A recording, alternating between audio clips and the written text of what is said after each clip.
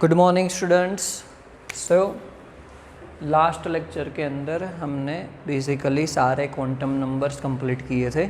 Okay, आज के lecture में जो हमारा टॉपिक है वो है shape of atomic orbitals. Okay, तो एक्चुअली शेप कैसे डिफाइन करेंगे? तो डिफाइन करेंगे with the use of Sai square. Sai square क्या है? Probability of finding an electron.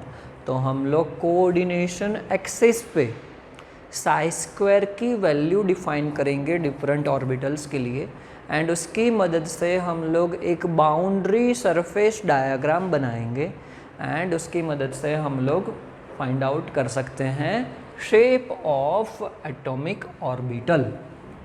Okay, so boundary surface diagram of constant probability density for different orbital give a good representation of shape of the orbitals. Okay, और वो हमें किससे मिलेगा? Sai square की value के ऊपर से। Boundary surface diagram actually boundary imaginary draw करने वाले हैं, कोई एक्चुअल बाउंड्री होती नहीं है। ओके, बट एस ऑर्बिटल के लिए देखते हैं। तो एस ऑर्बिटल के लिए अगर हम लोग ले लेते हैं कि ये coordination axis X Y and Z है, तो हमें बेसिकली जो साई स्क्वायर की वैल्यू है वो एक्सिस पे कुछ इस तरीके से मिलती है, probability of finding an electron.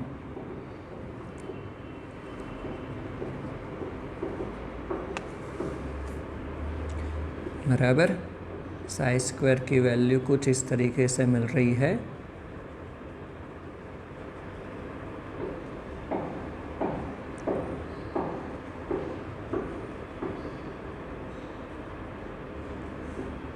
उसमें जो सबसे ज़्यादा डेंस पार्ट होगा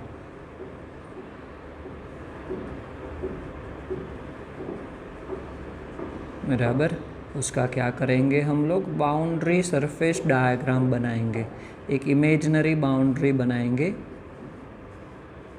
बराबर, इमेजिनरी बाउंड्री बनाएंगे। तो अगर इसका इमेजिनरी बाउंड्री बनाते हैं तो हमें उसका शेप कैसा शेप होगा? ये एस के लिए है, और एस का सिर्फ एक ही टाइप का प्रोबेबिलिटी मिलता है जिसका शेप कैसा है आपको पता चल गया, स्फेरिकल।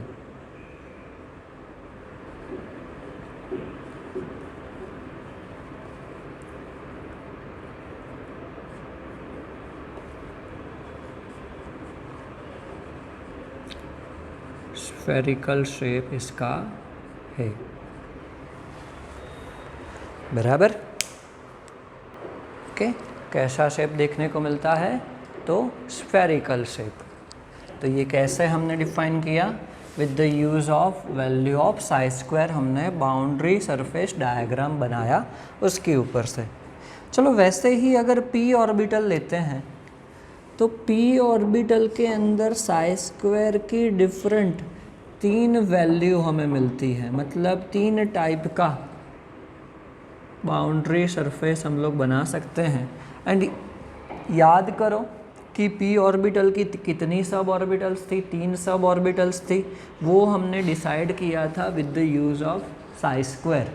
बराबर, एमएल में जो हमें 3 वैल्यू मिल रही थी सब ऑर्बिटल्स, वही सब ऑर्बिटल्स ये है। उनका नाम दिया गया था, वो हम लोग नाम भी सीखेंगे, बट जो उसके अंदर फर्स्ट हम लोग ड्रॉ कर रहे हैं वो कम्प्लीटली एक्स एक्सिस पे इस तरीके से हमें मिल रहा है। बराबर, कि जहाँ पे भी तीनों एक्सिस इंटरसेप्ट कर रहे हैं वहाँ पे 0 हो जाता है। बराबर, बट शेप इसका देखो क्या हो रहा है, डम्बेल शेप बन रहा है। एक्स एक्सिस पे हमें इस तरीके से प्रोबेबिलिटी मिलती है। बराबर, अगर इसका बाउंड्री सरफेस इस तरीके से ड्रॉ करते हैं तो हमें डम्बेल शेप मिलेगा। एंड इस ऑर्बिटल को क्या नाम दिया है? ये सब ऑर्बिटल हो जाएगी पी की, जिसको नाम दिया है पी एक्स। अब आपको पता चल गया होगा कि पी वाई नाम कैसे आया। तो पी नाम y ऐसे आया कि probability of finding an electron है, बराबर, वो क्या है, y एक्सिस पे हमें मिल रहा है। कहाँ पे मिल रहा है, y एक्सिस पे, तो इसको नाम क्या दिया गया, पी वाई। सेम वे एक प्रोबेबिलिटी है जो कहाँ पे मिल रहा है, z एक्सिस पे, तीसरी सब ऑर्बिटल हो जाएगी, बराबर, तीसरी सब ऑर्बिटल हो जाएगी, जिसको क्या नाम देंगे, पी जेड। तो 3 सब ऑर्बिटल्स हो जाएगी p की, P X, P Y and P Z, बराबर। चलो वैसे ही d ऑर्बिटल ले रहे हैं, चलो तो मैंने यहाँ पे नाम लिख देता हूँ कि ये किसके लिए है, डी एक्स वाई के लिए, D Y Z, D Z X, D X square minus Y square and D Z square.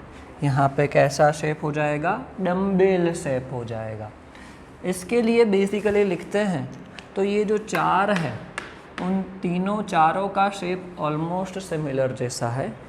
D x Y, चलो तो पहले एक्सिस को नाम दे देते हैं कि ये एक्स है, Y Z, X Y Z, X Y Z, यहाँ पे भी X Y Z, X Y Z. Okay, तो कैसे ड्रॉ करेंगे, सिंपल है, एक्स वाई है तो कोऑर्डिनेशन एक्सिस एक्स वाई दोनों के परफेक्टली मिडल में होना चाहिए, बराबर। याद रखना कैसे हमने ड्रॉ किया है, परफेक्टली उसके मिडल में,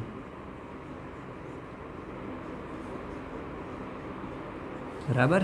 तो ये तो एक्सिस कोई भी लेते हैं हम लोग तो उसका मिडल का पार्ट ये भी हो सकता है, ये वाला भी, एंड ये वाला भी हो सकता है। तो इस तरीके से प्रोबेबिलिटी एक्स वाई ये हमने ड्रॉ किया। दूसरा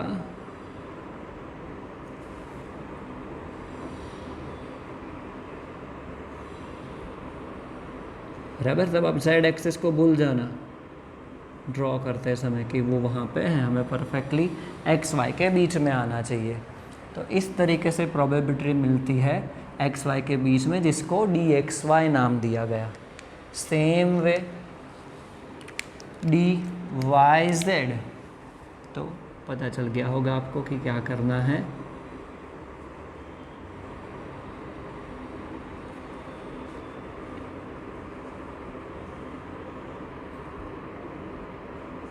परफेक्टली कहाँ पे आना चाहिए, एक्स वाई एंड जेड के बीच में।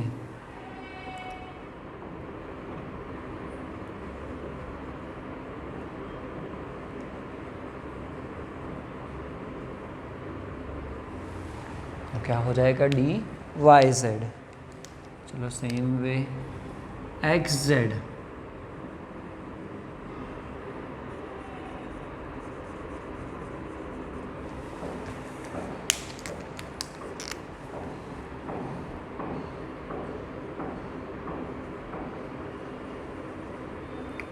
प्रोबेबिलिटी कुछ ऐसे हो जाएगी। देखो आप शेप कैसा बन रहा है, डबल डम्बेल। डबल डम्बेल, ये सिंगल डम्बेल था, सिर्फ डम्बेल शेप, इसका क्या बोलेंगे हम लोग, डबल डम्बेल बोलेंगे। X square minus Y square में एक चेंज है कि बीच में नहीं, परफेक्टली हमें एक्स के ऊपर ड्रॉ करना है, परफेक्टली हमें एक्स एंड वाई के ऊपर ड्रॉ करना है। ओके, एक्चुअली यहाँ पे आपको ऐसा लगेगा कि ओवरलैप हो रहा है, बट ओवरलैप नहीं हो रहा है क्योंकि दोनों क्या है, एक दूसरे के परपेंडिकुलर होंगे। क्या होंगे, दोनों एक दूसरे के परपेंडिकुलर है एक्सिस। तो ड्रॉ करने में 2D में हमें ऐसा लग रहा है कि ओवरलैप, बट एक्चुअली क्या होगा कि एक दूसरे के परपेंडिकुलर होंगे वो, बराबर। ऐसे आप दिखा सकते हो dx² - y² and the last one is dz²।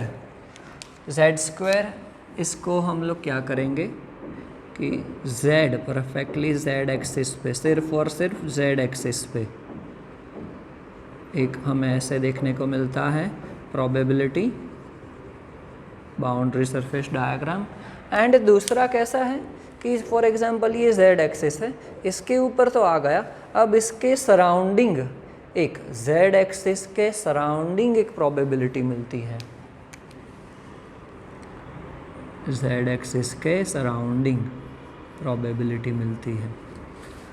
ये हो गया dz²। क्या हो गया ये dz²।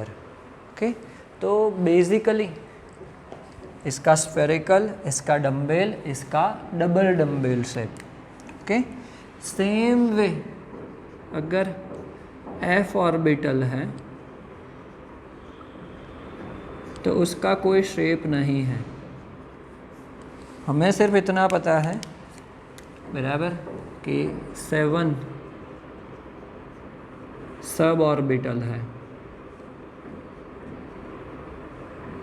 Okay, and no shape, उसका शेप डिफाइन नहीं किया गया है f ऑर्बिटल के लिए, क्योंकि प्रोबेबिलिटी उसके लिए बहुत ही कॉम्प्लेक्स हो जाता है कि बाउंड्री सरफेस बनाते भी उसका शेप कुछ भी हमें पता नहीं चल रहा है।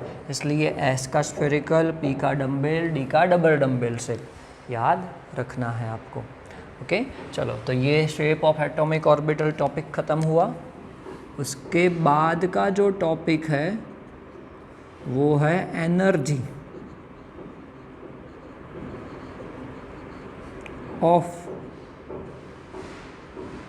atomic orbitals, shape of atomic orbitals। बहुत ही सिंपल फॉर्मूला है according to the quantum numbers. तो n principal quantum number n and azimuthal quantum number l, इन दोनों का एडिशन करते हैं, सम लेते हैं, तो वो हमें क्या देगा, it gives the energy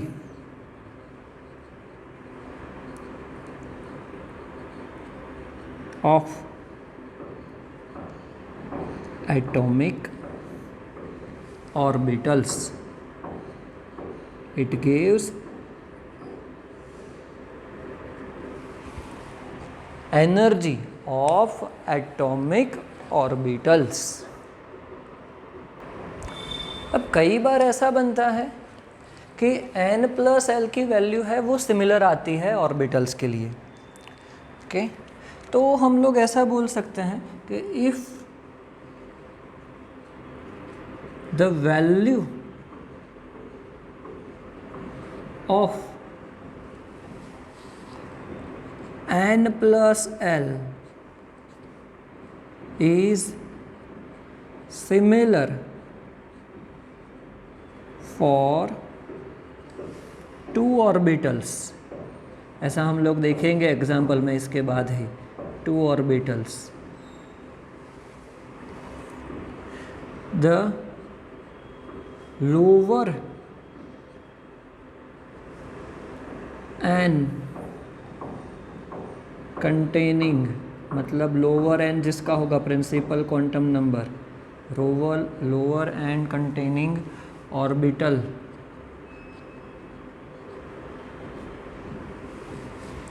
has lower energy. ये याद रखना कि अगर ऐसा हुआ तो उसके अंदर जिसका भी n का value, principal quantum number value is lower, उसकी एनर्जी क्या होगी, लोअर होगी। ओके, चलो, सबसे पहले तो एनर्जी कैसे डिफाइन करते हैं वो एग्जांपल्स लिखते हैं। चलो, तो बेसिकली कंपैरिजन से हमें पता चलेगा कि कम है या ज़्यादा है, तो हम लोग सिंपल कंपैरिजन ले रहे हैं। चलो, 2s लेते हैं एंड 3p ऑर्बिटल लेते हैं। चलो उसके लिए 2s के लिए n क्या हो जाएगा 2 एंड s के लिए l क्या हो जाएगा 0। तो n प्लस l क्या हुआ 2 हुआ। चलो इसके लिए n क्या हो जाएगा 3, p के लिए l क्या हो जाएगा 1, तो n प्लस l क्या हुआ 4। तो क्लियरली दिख रहा है किसकी एनर्जी ज़्यादा होगी 3p की एनर्जी ज़्यादा होगी। ओके, ये तो एक सिंपल एग्जांपल हो गया। अब एक दूसरा एग्जांपल ले रहे हैं कि दोनों की सेम एनर्जी होती है, ऐसा 4s लेते हैं एंड 3p लेते हैं। चलो तो 4s के लिए n इज इक्वल टू क्या हो जाएगा 4, s के लिए l इज इक्वल टू 0, तो n प्लस l क्या हो जाएगा 4। चलो 3p के लिए n is equal to 3, lp के लिए 1 हो जाएगा, तो n प्लस l क्या हो जाएगा 4। तो दोनों का आंसर क्या आया सिमिलर आया n प्लस l दोनों ऑर्बिटल्स का। तो किसकी एनर्जी ज़्यादा होगी कि जिसका n ज़्यादा होगा, किसकी एनर्जी कम होगी कि जिसका n कम होगा। तो n यहाँ पे 4 ज़्यादा है तो 4s की एनर्जी ज़्यादा होगी इससे 3p से। ओके, तो ये फॉर्मूला बहुत ही इम्पोर्टेंट है n प्लस l, क्योंकि आगे चल के जो हम लोग इलेक्ट्रॉनिक कन्फिग्रेशन सीखने वाले हैं इसके अंदर फर्स्ट रूल जो है वो है Aufbau principle and it is according to the energy of orbitals.